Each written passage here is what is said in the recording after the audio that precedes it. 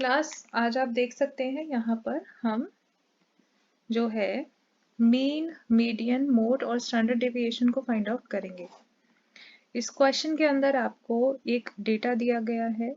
ये कुछ random numbers है जिनको जनरेट किया गया है और इन रैंडम नंबर्स की मदद से हम देखते हैं कि किस तरीके से हम mean, median, mode and standard deviation को फाइंड आउट कर सकते हैं। मीन जो है आपको MS एक्सेल में उसके लिए फॉर्मूला दिया गया है is equals to average. Average लगभग 4 तरीके के होते हैं MS एक्सेल के अंदर। पहला तो होता है एवरेज, जो कि आपका बेसिक एवरेज होता है, जिसको हम मीन कह सकते हैं। अब यहाँ पर जैसे आप देख सकते हैं लगभग कॉलम ए में 10 जो है आपको एंट्रीज दी गई है, यानी 10 जो है न्यूमेरिक वैल्यूज दी गई है। और इन 10 न्यूमेरिक वैल्यूज को निकालने के लिए, इन 10 न्यूमेरिक वैल्यूज का एवरेज निकालने के लिए हम ऐसा कर सकते हैं कि यहाँ पर is equals to sum type करके सम फंक्शन को सिलेक्ट करें। उसके बाद ए कॉलम को जो है सिलेक्ट करके एंटर प्रेस कर दें। तो यहाँ आपका सॉल्यूशन आ गया 513.68। इसका मतलब ये है कि ए कॉलम की जब हम सारी एंट्रीज को ऐड करेंगे आपस में तो हमें 513.68 ये आंसर मिलेगा। अब अगर हम इसका एवरेज निकालना चाहते हैं तो ये जो सम हमने यहाँ पे ऑब्टेन किया है इसको हम डिवाइड करेंगे 10 से। तो अब आप देख सकते हैं जैसे ही हमने इसको डिवाइड किया 10 से, हमारा यहाँ पर जो एवरेज है वो आ गया 51.368। लेकिन ये तो हमने खुद ही फॉर्मूला डालकर कैलकुलेशन करी है। MS एक्सेल के अंदर मीन निकालने के लिए हम एवरेज फंक्शन का इस्तेमाल कर सकते हैं और जब हम बेसिक एवरेज निकालते हैं, यानी कि जैसे यहाँ पर 10 जो है सेल्स दिए गए हैं उसमें कुछ न्यूमेरिक वैल्यूज दी गई है, तो हम जो एवरेज का बेसिक सा फॉर्मूला है जो कि इज इक्वल्स टू एवरेज है उसको इस्तेमाल कर सकते हैं। एवरेज को सिलेक्ट करने के बाद में हम यहाँ पर ये जो कॉलम है इसको सिलेक्ट करेंगे, ब्रैकेट क्लोज करेंगे, एंटर प्रेस करेंगे। आप देख सकते हैं यहाँ पर डायरेक्टली आपका मीन जो है वो निकल के आ चुका है। जब हमने खुद फॉर्मूला डालकर मीन को कैलकुलेट किया था, हमने पहले सम फंक्शन का इस्तेमाल किया और उसके बाद में उसको 10 से डिवाइड कर दिया। लेकिन यहाँ पर हमें ऐसे कोई फंक्शन को सिलेक्ट करने की ज़रूरत नहीं पड़ी, हमने सिर्फ एवरेज फंक्शन सिलेक्ट किया। हमने यहाँ पर खुद कैलकुलेशन नहीं डाली और एवरेज फंक्शन सिलेक्ट करने के बाद में हमने वो रेंज सिलेक्ट करी जहाँ से आपका एवरेज निकालना था, यानी जिस डेटा को एवरेज निकालने के लिए कंसिडर करना था। एंटर प्रेस करेंगे, आपका मीन यहाँ पर आ चुका है। अब हम इसको ड्रैग कर देंगे ताकि हम कॉलम बी, कॉलम सी और कॉलम डी का भी एवरेज निकाल सके। इस तरीके से हमने जो है ABCD चारों कॉलम के मीन फाइंड आउट कर लिए हैं। अब हम देखते हैं मीडियन। मीडियन क्या होता है? स्टूडेंट्स, जब डेटा को 2 बराबर भागों में बांटा जाता है और जो 2 बराबर भागों में बांटने वाला पॉइंट होता है, यानी कि मीडियम मोस्ट पॉइंट होता है, मिडिल मोस्ट पॉइंट होता है, उसको हम मीडियन कहते हैं। तो ये जो मीडियन है ये बेसिकली आपको बताता है कि जो आपका ये डेटा है उसका मिडिल मोस्ट न्यूमेरिक वैल्यू क्या है। तो मीडियन फाइंड आउट करने के लिए हम फॉर्मूला टाइप करेंगे इज इक्वल्स टू मीडियन और उसके बाद वो रेंज सिलेक्ट करेंगे जहां से आपको मीडियन कैलकुलेट करना है। पैरेंथेसिस क्लोज करेंगे, एंटर प्रेस करेंगे, आपका मीडियन आ गया। अब ये जो हमने मीडियन पहले कॉलम के लिए निकाला है इसी को हम कॉलम BCDE पे भी कॉपी कर देंगे और उसके लिए हम इसे ड्रैग कर देंगे, तो हमें यहाँ पे मीडियन मिल गया। अब नेक्स्ट आपका जो फंक्शन है वो है मोड। मोड के लिए आप फॉर्मूला डालेंगे इज इक्वल्स टू और मोड के जो इनिशियल्स हैं उनको टाइप करेंगे। मोड फंक्शन में आपको लगभग 3 ऑप्शंस मिलते हैं। पहला तो है मोड डॉट मल्टी, दूसरा है मोड डॉट सिंगल, और तीसरा है मोड। तो यहाँ पर मोड को फाइंड आउट करने के लिए आप देख सकते हैं आपको तीन ऑप्शंस दिए होंगे, mode multi, mode single and mode.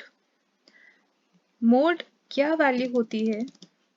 Students, इस डेटा के अंदर अगर कोई ऐसी न्यूमेरिक वैल्यू है जो एक से ज्यादा बार अराइज हो रही है, उसको हम मोड कहेंगे। ठीक है, मोड का मतलब वो वैल्यू जो फ्रीक्वेंटली हमारे डेटा में अराइज हो रही है, हमारे डेटा में ऑकर हो रही है। यानी कि एक बार से ज्यादा बार अगर कोई इस डेटा के अंदर वैल्यू जो है आपको दिख रही है, तो आप उसको मोड कह सकते हैं। जैसे अगर हम इस डेटा में देखें तो हमें दिखेगा कि जो 56 है वो लगभग 3 बार इस डेटा के अंदर रिपीट हुआ है। उसके अलावा अभी फिलहाल मुझे कोई ऐसी वैल्यू नहीं दिख रही जो 3 बार या 3 बार से ज्यादा अराइज हो रही है। तो सिंपल सी बात है कि अगर हमारे डेटा में कोई एक नंबर एक से ज्यादा बार शो होता है तो उसको हम मोड कहते हैं। अब ये मोड के भी दो तरीके के आपके सॉल्यूशंस आ सकते हैं। पहला तो है मोड मल्टीपल। मोड मल्टीपल का मतलब है जब आपके सेम अमाउंट से यानी सेम नंबर से कोई डेटा के अंदर एक पर्टिकुलर एंट्री अराइज होती है, तो उसको हम जो है मोड मल्टीपल कह सकते हैं। सपोज कीजिए एक डेटा है जिसके अंदर आपकी एंट्रीज दी गई है 1, 1, 1, 3, 4, 5, 6, 4, 4।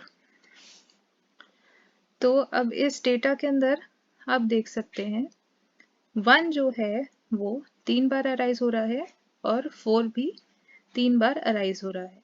तो हम कह सकते हैं कि यहाँ पर जो मोड है वो जो है आपका 1 भी है और 4 भी है।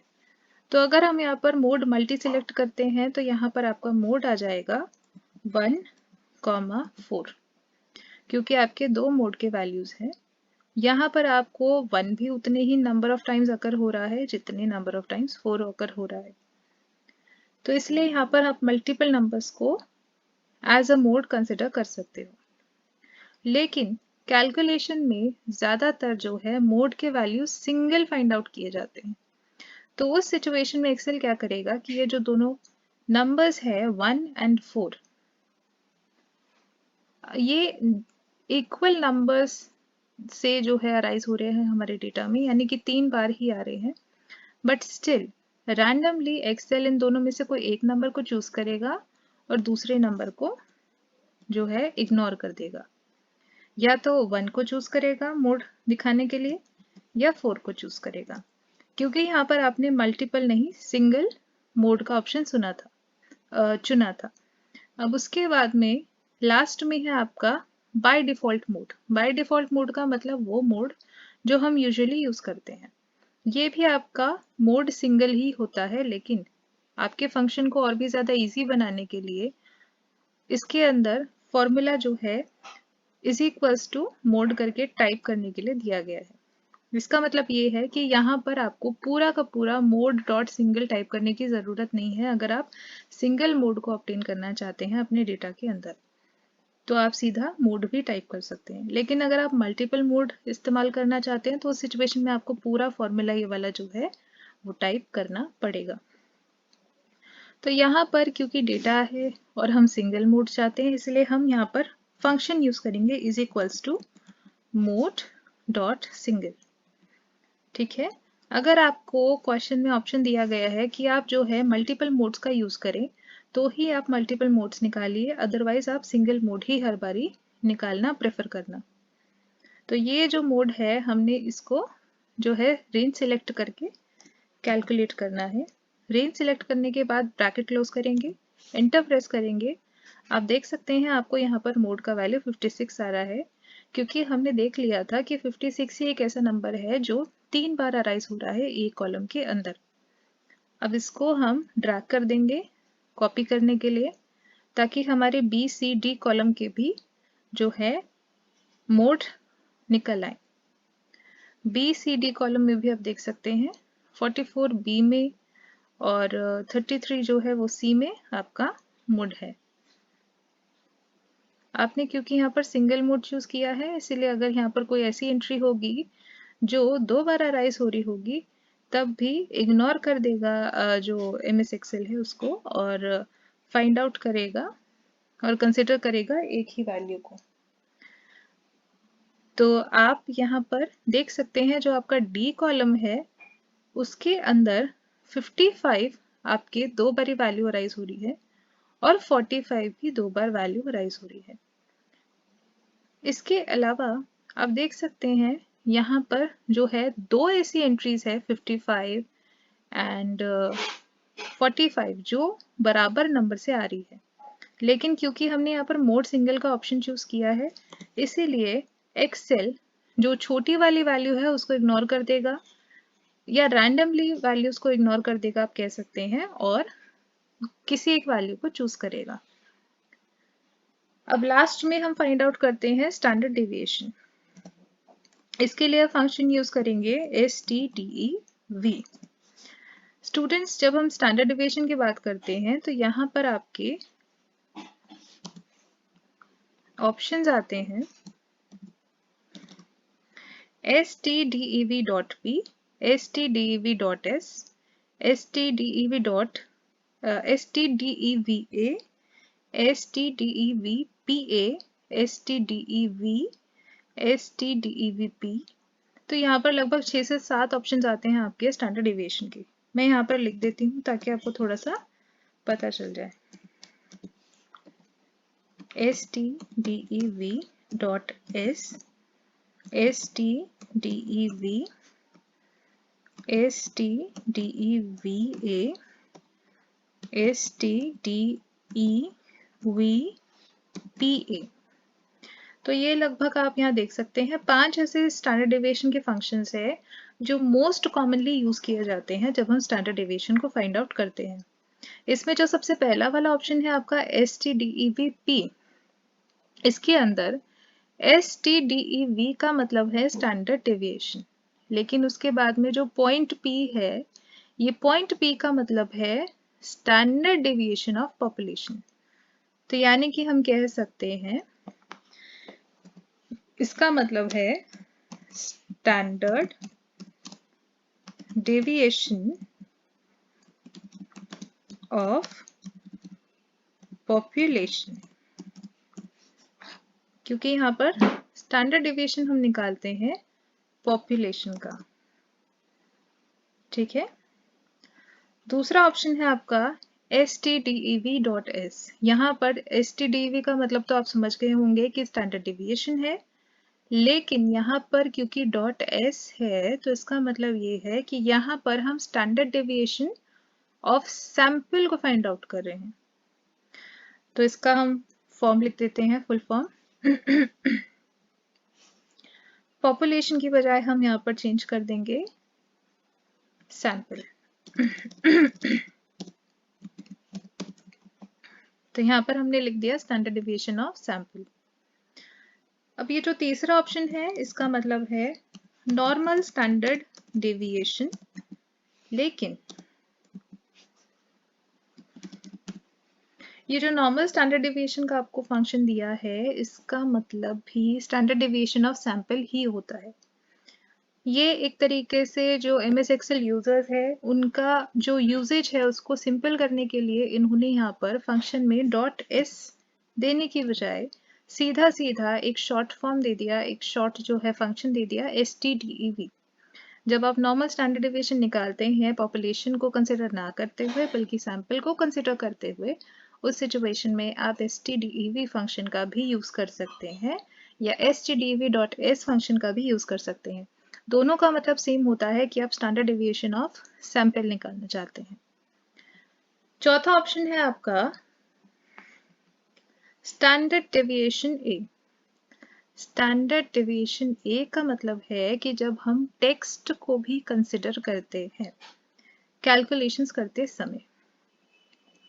अब जैसे आप यहाँ देख सकते हैं कि यहाँ पर ये जो डेटा दिया गया है इसमें ए कॉलम में, बी कॉलम में, सी कॉलम में, डी कॉलम में न्यूमेरिक वैल्यूज है और सीरियल नंबर के कॉलम में भी कुछ नंबर्स दिए गए हैं। अब सपोज कीजिए यहाँ सीरियल नंबर के कॉलम में नंबर की बजाय अगर नाम दिए होते, स्टूडेंट्स के नाम दिए होते, तो उस सिचुएशन में हम अगर स्टैंडर्ड डेविएशन ए फंक्शन का इस्तेमाल करते तो हम जो है उन सेल्स को भी कंसिडर कर पाते कैलकुलेशन में, यानी कि उन सेल्स को भी डेटा में सिलेक्ट कर पाते जिनमें टेक्स्ट लिखा हुआ है। उस सिचुएशन में एक्सेल क्या करता कि जो सेल्स है जिनमें टेक्स्ट लिखा हुआ है उनको भी कंसिडर करता, लेकिन क्योंकि कैलकुलेशन सिर्फ न्यूमेरिक वैल्यूज के ऊपर हो सकती है, ऑटोमेटिकली एमएस एक्सेल वो सेल्स जिनमें टेक्स्ट टाइप होता उसको इग्नोर करके उन सेल्स को कंसिडर करके जिनमें न्यूमेरिक वैल्यूज है स्टैंडर्ड डेविएशन को फाइंड आउट करके आपको एक सॉल्यूशन दे देता। ठीक है, तो इसका मतलब ये है कि जब हम स्टैंडर्ड डेविएशन निकालते हैं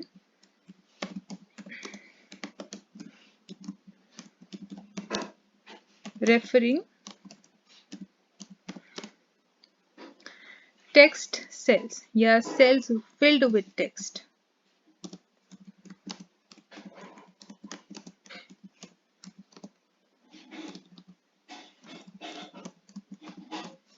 तो इसको हम स्टैंडर्ड डेविएशन ए कहते हैं।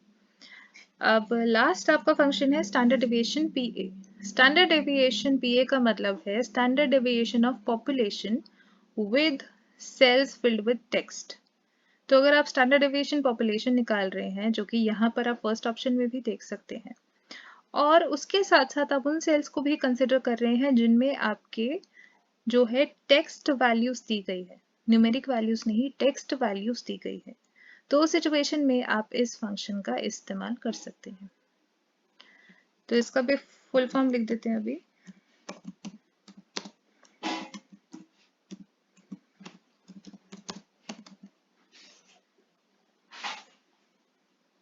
बस इसमें ऑफ पॉपुलेशन लिखना जरूरी है।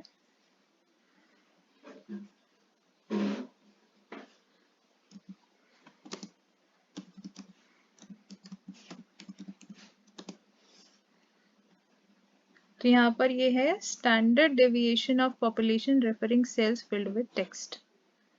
तो इस तरीके से आपने जो है स्टैंडर्ड डेविएशन को भी फाइंड आउट करना है। अब यहाँ पर आप देख सकते हैं क्योंकि ये जो स्टैंडर्ड डेविएशन हम निकाल रहे हैं उसमें सारे के सारे न्यूमेरिक वैल्यूज है, तो इसलिए हमें ये जो ए वाले फंक्शंस है उनकी ज़रूरत नहीं है। तो यानी कि हमें अभी काम करना है सिर्फ इन 3 फंक्शंस में से किसी एक में से। ठीक है, तो या तो हम स्टैंडर्ड डेविएशन यूज कर सकते हैं या standard deviation dot P use कर सकते हैं या standard deviation dot S use कर सकते हैं। स्टूडेंट्स, जब हम स्टैंडर्ड डेविएशन पी यूज करते हैं इसका मतलब ये है कि हमारा जो डेटा है हम उसे पॉपुलेशन कंसिडर कर रहे हैं। पॉपुलेशन का मतलब होता है यूनिवर्स, यानी कि इन एंट्रीज के बाहर और कोई एंट्री अब पॉसिबली इंक्लूड हम नहीं कर सकते, क्योंकि जितना भी डेटा है वो सारा ऑलरेडी हमारे यहाँ पर अवेलेबल है। उस सिचुएशन में ही सिर्फ हम स्टैंडर्ड डेविएशन ऑफ पॉपुलेशन का इस्तेमाल करते हैं। जैसे हमारे देश की जनसंख्या है, जैसे आप कह सकते हैं 130 करोड़ या 140 करोड़, जितनी भी हमारी आबादी है, तो जब हम उन सब को काउंट करके उनके ऊपर जो भी सर्वे है उसको इवैल्यूएट करने के लिए जब हम स्टैंडर्ड डेविएशन का इस्तेमाल करते हैं, तब उस सिचुएशन में सिर्फ हम स्टैंडर्ड डेविएशन भी इस्तेमाल कर सकते हैं। तो इसका मतलब ये है कि जब हमें लगता है कि हमारा जो डेटा है वो फुल फ्लेज्ड है, वो डेटा जो है यूनिवर्सल है। यूनिवर्सल का मतलब इसके अलावा अब और कोई एंट्री इसके अंदर जो है आप इंक्लूड नहीं कर सकते, क्योंकि ऑलरेडी आपने इसके अंदर सारे के सारे एंट्रीज इंक्लूड कर रखी हैं और आपने इसमें हर छोटे से छोटा बड़े से बड़ा एलिमेंट जो है कंसिडर किया है। तो उस सिचुएशन में ही सिर्फ हम स्टैंडर्ड डेविएशन ऑफ पॉपुलेशन लगा सकते हैं। लेकिन मोस्ट केसेस में ये पॉसिबल नहीं होता। अब जैसे आपको यहाँ पर जो डेटा दे रखा है वो बहुत ही लिमिटेड डेटा है। यहाँ पर आपको सिर्फ कुछ 10 नंबर्स दिए गए हैं रैंडमली, और उसके बेसिस पे आपको जो है यहाँ पे स्टैंडर्ड डेविएशन फाइंड आउट करना है। तो आप इतना समझ सकते हैं कि ये जो स्टैंडर्ड डेविएशन है इसको हम एज अ पॉपुलेशन कंसिडर करके कैलकुलेट नहीं कर सकते, क्योंकि पॉपुलेशन का मतलब होता है यूनिवर्स, यानी कि सारे जितने भी पॉसिबल एलिमेंट्स है वो हमने यहाँ पर लिख रखे हैं। अब आप जो है स्टैंडर्ड डेविएशन ऑफ सैंपल पर थोड़ा सा फोकस करें। स्टैंडर्ड डेविएशन ऑफ सैंपल का मतलब है कि जब हम पॉपुलेशन को कंसिडर नहीं कर सकते, लेकिन पॉपुलेशन को जो है थोड़ा सा समझने के लिए हम जब किसी एक सैंपल का इस्तेमाल करते हैं। अब जैसे सपोज कीजिए हम जो है दिल्ली में रहने वाले लोगों के ऊपर सर्वे करना चाहते हैं कि उनकी ईटिंग हैबिट्स कैसी है। तो इसके लिए हमारे पास दो ऑप्शंस है, या तो हम दिल्ली के जितने भी सिविलियंस है, जितने भी लोग हैं उसके अंदर रहते हैं जो, तो उन सबका सर्वे इकट्ठा करें और उसके बाद में जो है उसके ऊपर कुछ इवैल्यूएशंस करें, कुछ रिजल्ट्स निकाले। अब अगर हम दिल्ली की सारी पॉपुलेशन को लेकर उनको स्टडी करने बैठेंगे तो हमारे जो एफर्ट्स है वो भी बहुत ज़्यादा लगेंगे, टाइम भी बहुत ज़्यादा कंज्यूम होगा और एफर्ट्स और मनी भी बहुत ज़्यादा लगेगी, यानी रिसोर्सेज भी बहुत ज़्यादा हमें यूटिलाइज करने पड़ेंगे। तो उस सिचुएशन में स्टैटिस्टिक्स ने एक सॉल्यूशन निकाला कि बजाय पॉपुलेशन को जो है हम स्टडी करें, इससे अच्छा हम दिल्ली में रैंडमली कोई 100 लोगों को सिलेक्ट करते हैं और उन 100 लोगों से उनकी ईटिंग हैबिट्स पूछते हैं, और वो जो 100 लोग होंगे जिनको हम दिल्ली में से सिलेक्ट करेंगे उनका एक सैंपल बना के उनको स्टडी करते हैं, उन पे रिसर्च करते हैं और उनके ऊपर करी हुई स्टडी और रिसर्च के बेसिस पे हम कुछ रिजल्ट्स इवैल्यूएट करते हैं और उसको हम एक जो है आप सैंपल के ऊपर करी गई स्टडी के तौर पर पब्लिश कर सकते हैं, यानी कि एक फैक्ट बता सकते हैं उससे कि दिल्ली के लोग जो हैं वो किस तरीके की ईटिंग हैबिट्स उनकी है, या किस तरीके से वो जो है खाना खाना पसंद करते हैं, उनका टेस्ट क्या है, एक्सेट्रा एक्सेट्रा। तो यहाँ आपने क्या किया कि पूरी पॉपुलेशन को लेने की बजाय सिर्फ कुछ लोगों का एक सैंपल लिया, उस सैंपल को स्टडी किया, क्योंकि हमें ये लगता है कि दिल्ली की जो पॉपुलेशन है, क्योंकि ऑफ कोर्स अगर हम पॉपुलेशन में से कुछ सैंपल ले लेते हैं, सैंपल का मतलब रैंडमली कुछ लोगों को चूज कर लेते हैं, तो उस सिचुएशन में हमारे पास पूरा का पूरा ये जो है पॉसिबिलिटी होती है कि जो सर्वे रिजल्ट्स हमें पॉपुलेशन को करके मिलेंगे वही सर्वे रिजल्ट्स हमें सैंपल को भी करके मिल सकते हैं, क्योंकि यहाँ पर आपने हर एक फैक्टर को इग्नोर किया, सिर्फ एक ही फैक्टर को कंसिडर किया कि ये जो सैंपल आपने बनाया है वो दिल्ली के रहने वाले लोगों का है, यानी कि दिल्ली हाइट्स का है। तो उस सिचुएशन में आप स्टैंडर्ड डेविएशन ऑफ सैंपल का इस्तेमाल कर सकते हैं। तो आप देख सकते हैं कि 100 लोगों को स्टडी करना, उनके ऊपर रिसर्च करना, उनके ऊपर एक रिजल्ट निकालना एवेल्युएशन के बाद में, वो ज़्यादा पॉसिबल है बजाय इसके कि दिल्ली के पूरे 2.5 करोड़ की आबादी को हम स्टडी करें और उसके बाद में एक कोई रिजल्ट निकालें। अब आप जितना ज़्यादा एलिमेंट्स को इन्वॉल्व करोगे, जितना ज़्यादा पॉपुलेशन को कंसिडर करोगे, उतना ही ज़्यादा आपके रिजल्ट्स कॉम्प्लिकेटेड हो जाएंगे, उतना ही ज़्यादा आपके जो है स्टडी कॉम्प्लेक्स हो जाएगी। तो उसको थोड़ा सा इजी बनाने के लिए भी यहाँ पर स्टैंडर्ड डिविएशन अगर आप निकालना चाहते हो तो सैंपल का कंसिडर कर सकते हैं, क्योंकि सैंपल को स्टडी करना, सैंपल को एनालाइज करना बहुत ज़्यादा इजी होता है बजाय इसके कि आप पॉपुलेशन को एनालाइज करो। ठीक है, तो इसीलिए ये जो डेटा हमें दिया गया है, क्योंकि हम देख सकते हैं ये बहुत ही लिमिटेड डेटा है, तो हम कह सकते हैं कि ये एक सैंपल डेटा है। तो इसीलिए सेफ साइड हम यहाँ पर स्टैंडर्ड डिविएशन ऑफ सैंपल को फाइंड आउट कर सकते हैं। स्टूडेंट्स, यहाँ पर आपको जो तीसरा फंक्शन दिख रहा है वो है स्टैंडर्ड डेविएशन। स्टैंडर्ड डेविएशन का मतलब ही by default standard deviation S ही होता है। एक्सेल यूजर्स की जो है मदद करने के लिए, उनको सहूलियत देने के लिए इस फंक्शन को छोटा कर दिया गया है, यानी स्टैंडर्ड डेविएशन कह दिया गया है। यहाँ पर स्टैंडर्ड डेविएशन ऑफ एस और स्टैंडर्ड डेविएशन दोनों का कैलकुलेशन एक ही आता है। तो क्योंकि हम यहाँ पर ये जो हमें फंक्शन ये जो हमें डेटा दिया गया है उसको हम एज अ सैंपल कंसिडर कर रहे हैं, इसीलिए हम यहाँ पर जो फंक्शन यूज करेंगे वो है स्टैंडर्ड डेविएशन डॉट एस या स्टैंडर्ड डेविएशन का वाला फॉर्मूला। ठीक है, तो यहाँ पर हमने सिलेक्ट कर लिया स्टैंडर्ड डिवीजन डॉट एस। इसका मतलब जो डेटा हम लेने वाले हैं हमारे अकॉर्डिंग वो सैंपल है।